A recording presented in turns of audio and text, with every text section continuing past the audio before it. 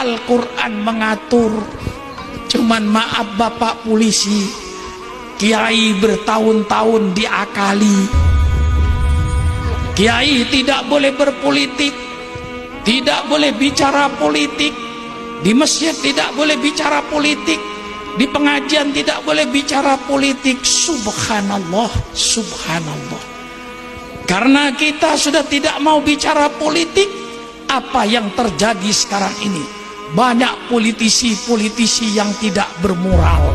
Maka saya minta mulai hari ini, malam ini, semua kiai dan semua ulama, mari kita bicara soal politik. Politik Al-Quran, politik sunnah Rasulullah, politik yang santun, politik yang sopan, politik yang bermoral. Jangan politik seperti sekarang ini, politik hoak, politik kebohongan.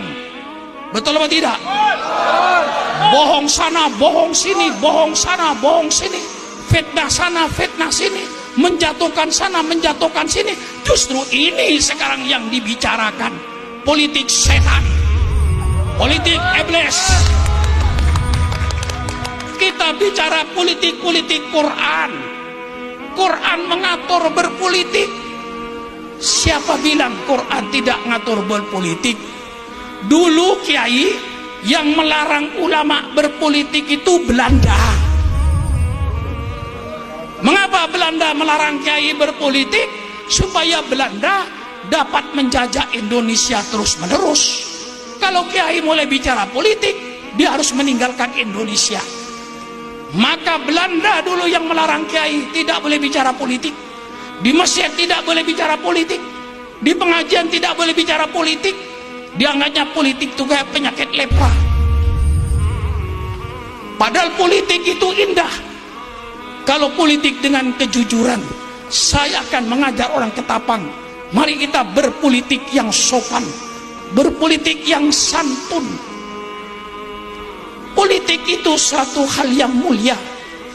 Jadi kalau sekarang ada orang yang melarang kiai bicara politik di masjid, itu berarti sisa-sisa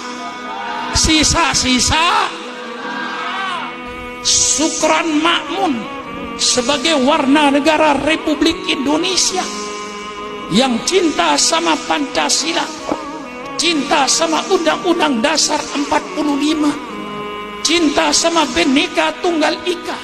Sukran Makmun sebagai warga negara Republik Indonesia, saya ingin menyumbangkan pikiran terbaik saya kepada bangsa saya dan negara saya.